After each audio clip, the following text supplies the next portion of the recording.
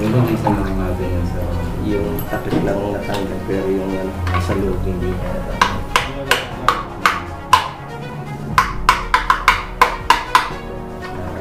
Kasama yan. Binuksan na gano'n.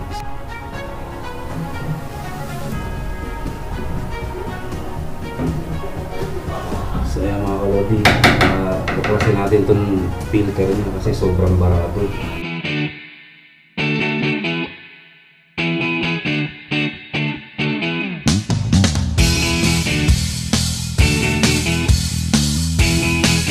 Yun mga kalodi, good morning, good morning. Isa na naman pong mapagpalang araw ngayong araw na ito. So for today's vlog po, may gagawin tayong isang washing machine.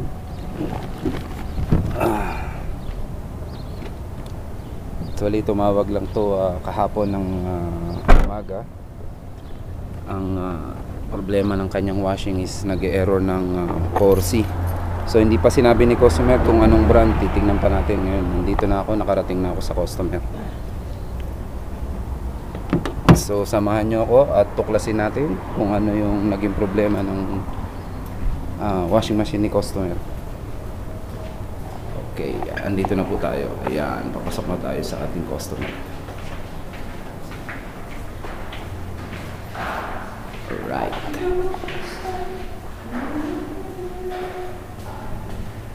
Hello. Morning.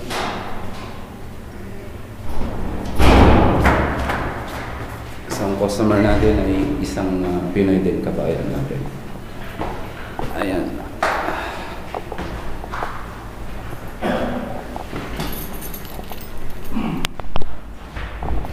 Morning, sir. Ronel. Giovanni. Tuloy mo na. Okay lang? Oo. Thank you. Hello. Okay mga kalodi, nandito na tayo sa customer natin. So ito po yung unit niya, isa pong Samsung Wobble na 9 kilo. So ang complaint ni customer is nagpo-4C daw na error. So ayan po. Yan. So bali bubuksan natin at titingnan natin kasi baka pressure switch lang ang problema nito mga kalodi kids.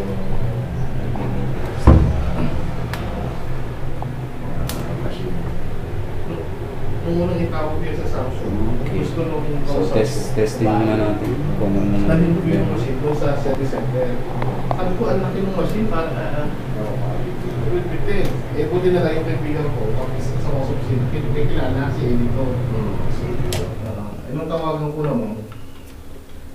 Pinatay ko muna sir ha. Sige, okay lang. Pero kung palit. I-test muna natin. Test Nirepair ako dito pero test muna natin.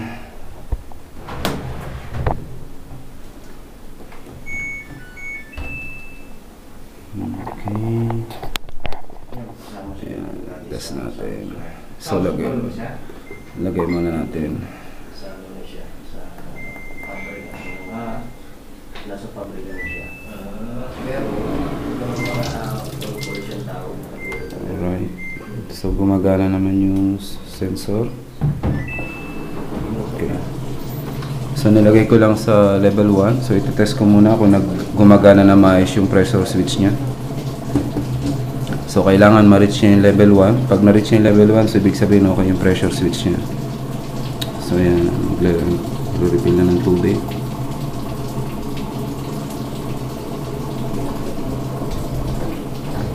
Ayan yung customer natin, isang kabayan din po mga lods. Kailan pa nangyari ito sir? ito na weakness mga 2 days ago. 2 days ago lang. Maulit.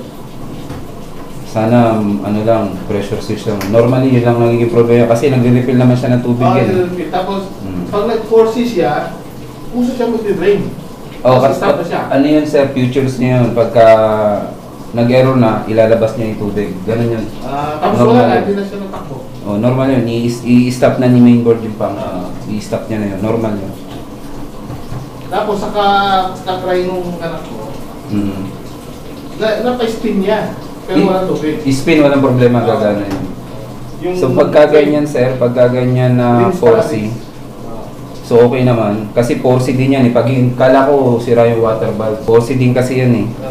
So ngayon, okay yung water valve mo. Ang problema niya, yung pressure switch niya sa likod. Yun yung nag-aano ng level ng tubig mo. Yun ang problema niya. Sure ako dyan. Hindi ako malis na pinagkansya sa likod nun eh. Oo, makikita mo yung mamaya. Binalikan pa nga niya eh, dahil wala silang spare parts.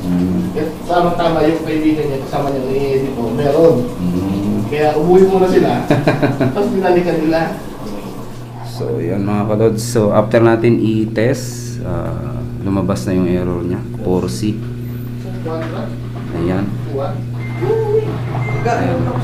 Pagka kailangan niya, So, ganyan yan mga kakalodi cakes, yung Samsung washer na meron nga kami nilang na automatic. So, ang mainboard ang magsasabi kung may sira yung mga parts mo. ginawa niya sa Ayan. So, nag-drain din na rin yan. Nilabas niya na yung tubig niya. Ayan ang features ng Samsung. Ayan. 4C Aerol is related po yan sa mga water valve nyo, pressure sensor, o minsan sa may water supply nyo.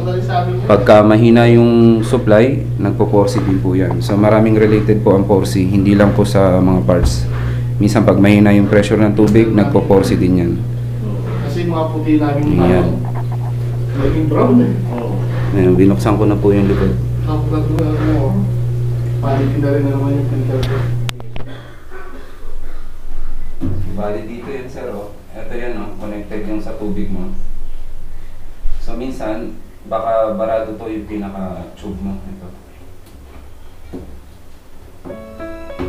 Nakabarado.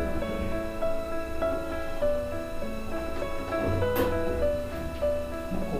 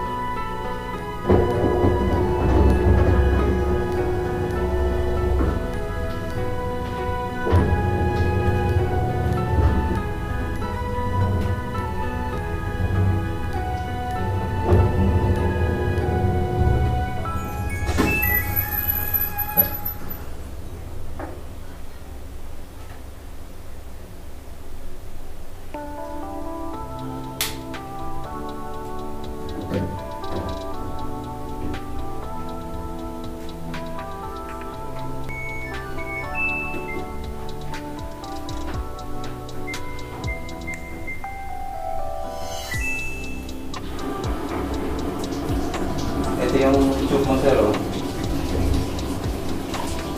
Baka walang lumalabas ng tubig dyan, baka bara. Kalimitan yan, ito nagbabara dito. Pag walang lumalabas na pressure dito, ito yung hose ng pressure switch mo, pupunta roon sa mainboard. Pagka umaangat yan, nagkakaroon ng pressure, itutulak niya yan, mga hangin, papunta sa switch. Yun yung function yan. So pag barado yan, dun sa drum mo, hindi niya matulak yung pressure. So nangyari, nagpo-force. Tignan natin kung may lalabas na tubig. Pag may lumabas na tubig, barado yan dito. Sobrang tuloy siguro. Oo, madumi sir, tingnan mo sa loob. Kung tinatanggal yung parang pinya nun, parang mag-linis din, di ba? Alin sir? Yung pang-ligo na gano'n? Oo, yung ano yan, compensator niya.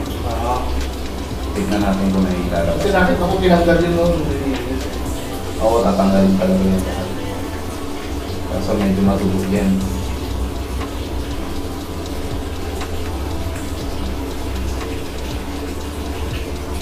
Pag may lumabas na tubig, so ibig sabihin naman, may problema yung pressure switch mo.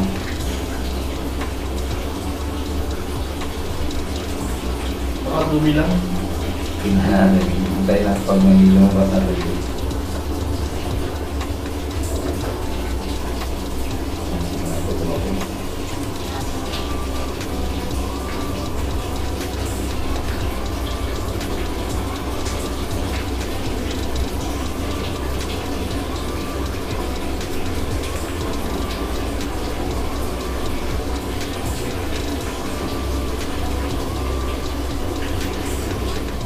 Dapat to, pag inipan mo sir, mag-trigger yung switch mo, i-stop yan, tapos mag-wash.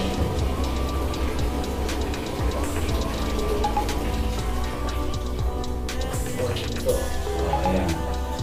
Tapos mag-wash yan.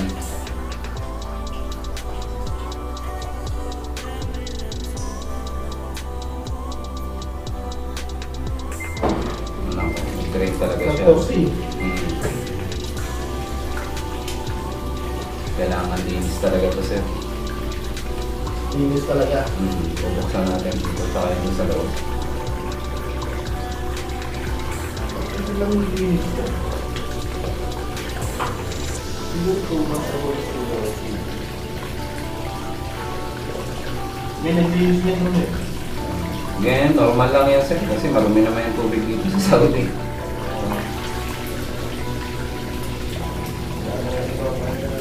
Yung nagkabit niya ng filter, siya rin yung nag-ibig niya.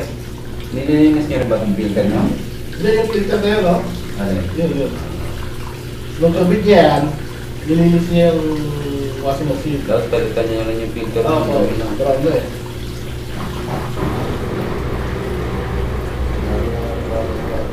Ito, nililinis niyo ba ito?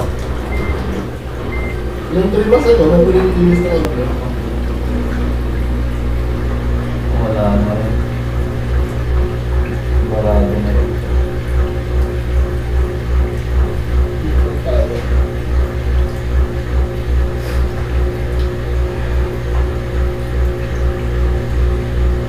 So, buksan muna natin yan.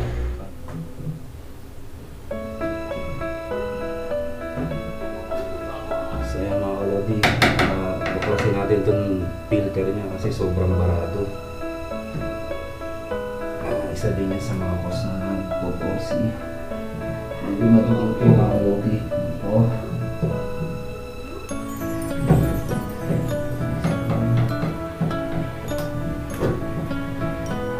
Disassemble lang natin itong acid filter.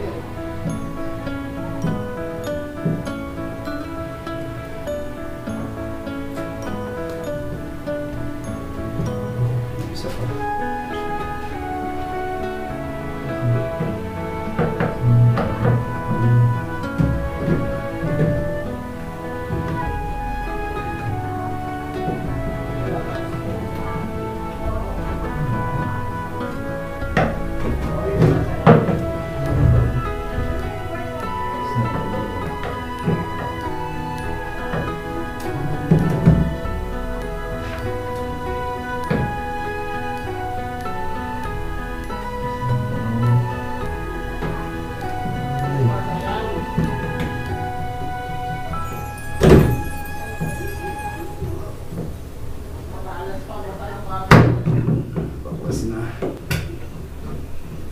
Alright. So yung mga kalods, sobrang dumi tingnan nyo. Kaya may nagpupursi din eh. Grabe dumi. Kaya pala walang linis. Hindi na makahinga. Hindi na makahinga eh. Sobrang dumi Yung filter niya hindi na mailabas. Ito.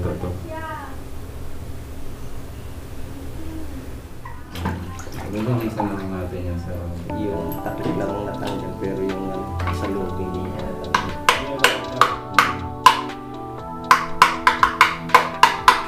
Dapat mas kasama yan. Binuksan na gano'n, kasama yan lalabas.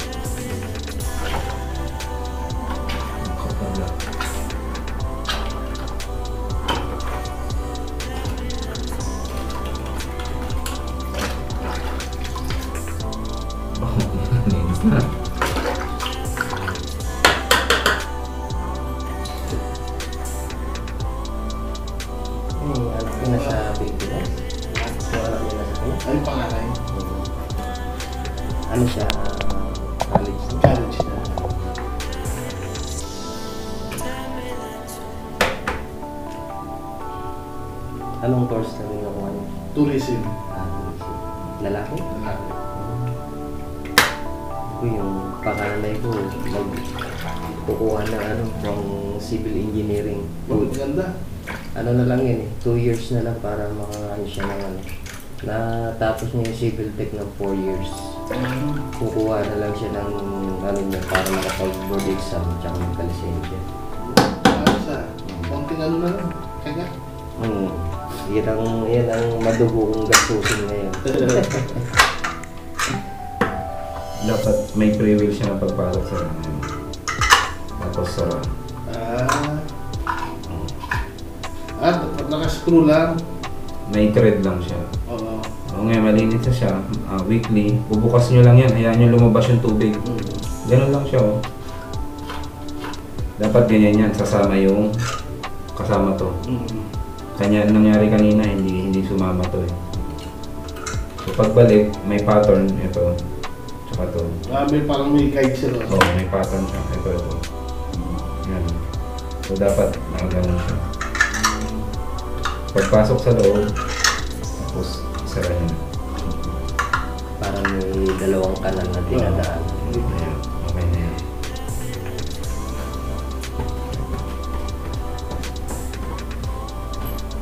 Balik na.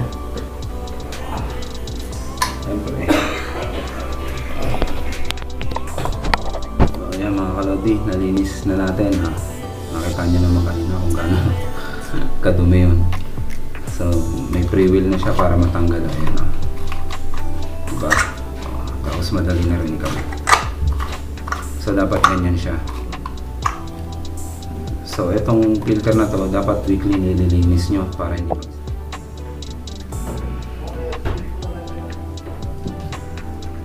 wait lang. Ayan.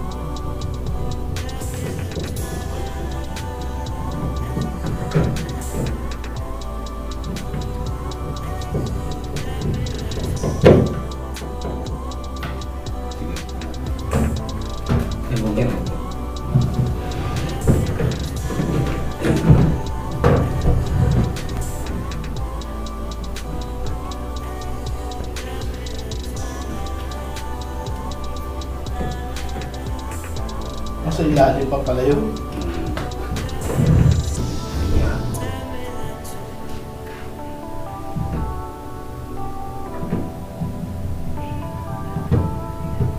Ganito lang yung ginawa namin nung isa Dinukot niya sa ilalim. Barado yung ng daluyan tubig. Kasi kung hindi kukuha sa dukot, baklas talaga lahat. So ayan mga kalods, nalinis na natin. So itetest na natin ngayon. Lagyan lang natin ng quick. Ayan, function na siya. Okay, gumagana yung sensor niya.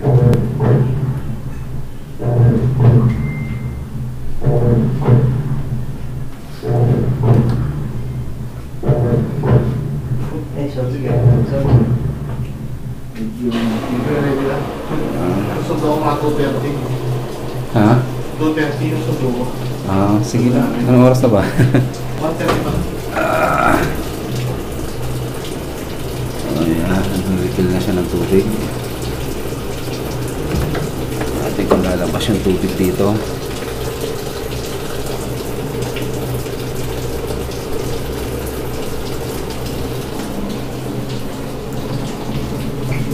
So, naka-quick wash po tayo.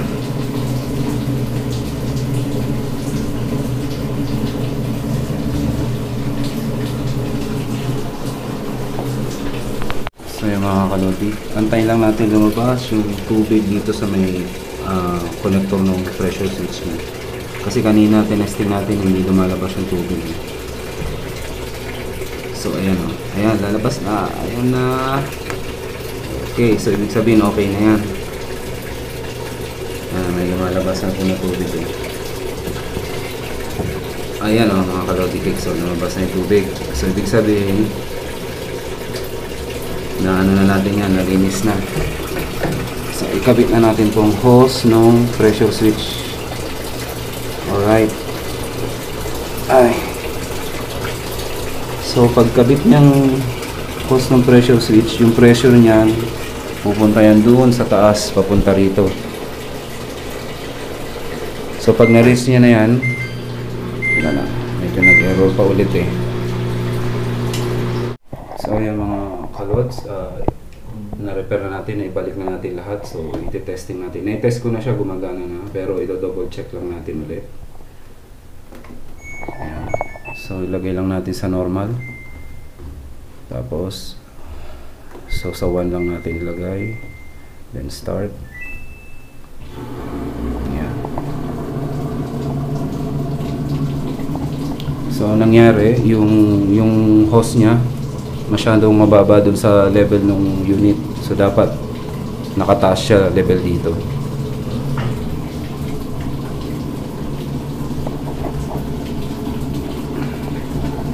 So nilagay ko lang sa level 1. Antay lang natin na mag automatic.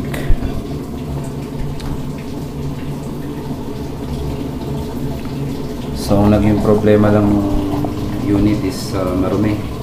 Nagpara yung doon sa may kapitan ng pressure switch hose niya, walang lumalabas na tubig. So nakita mo naman yung ginawa namin kanina. Pinull-out natin yung yung filter AC, tapos nilinis natin, tinanggal natin yung mga rebaba, tapos inassemble, tinest natin. So ngayon okay na po siya, nagpa-function na maayos. So ito, tinetest ko lang po siya. Double check lang po para sure tayo. Medyo matagal po yan kasi nagre-refill pa ng tubig. So balikan ko kayo mamaya pag nag-automatic na po siya. So ayan mga kalodi natin, nag-wash na po siya. So na-repair na po natin yung washing machine ni Kabayan. So alhamdulillah, nagawa natin na maayos kahit medyo mabusisi. Let's go. Okay. So okay na sir? Okay. So ayan. Magkano naging damage sa inyo? Ha? Well, tawagan mo kasi magkano ba sinisingsan niya dito? Na matanda. Ikaw na mag-press yung press mo. Oo, sige sir. So ayan, as you can see mga kalodi cakes, working proper na po yung washing machine ni customer. Nakikita niyo naman, nagwa-wash na siya na maayos. So again, ang naging problema lang po niya is madumi yung filter at yung labasan ng tubig ng pressure switch is clogged. So ang ginawa natin, nilinis lang natin. So normally nangyayari po yan sa katagalan. So yun lang po mga kalods. Maraming salamat sa pagsubaybay po. Kalodi, natapos na natin yung trabaho natin ngayon, which is yung washing machine ni customer. Hopefully nagawa natin ang ayos. Hopefully hindi mag-back job. So far okay naman. Kabaya naman yun. Yung isa ko. Ang gagawin dyan? Ay. So ngayon po araw ng Biyernes dito sa Kingdom of Saudi Arabia. Mag-alas 2 na po ng hapon dito. Medyo mainit-init na po ang klima ngayon.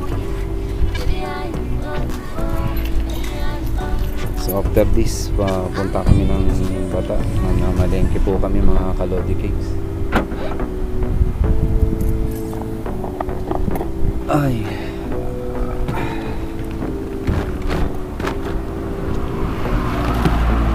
So dito po yan, yung lugar ni customer is dito yan sa Wizarat district. Start lang natin yung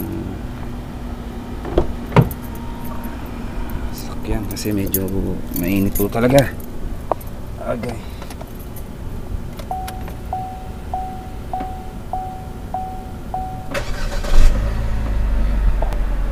So pagka mga ganong washing machine, mga 3 years, 5 years, normal lang po nangyayari yun. Nagdudumi po sa loob yun. Kahit saan naman po, kahit anong klaseng washing machine yan. Siyempre ginagamit. Nagbabara yung mga hose niya sa loob, mga rebaba, nag-i-stack dun sa loob. So mga kalodi, magpapaalam na po ako sa inyo. At again, maraming salamat po sa pagsubaybay nyo sa aking munting channel. Don't forget to subscribe and press the notification bell para lagi po kayong updated sa aking mga video na i-upload ko. So magpapaalam na po ako.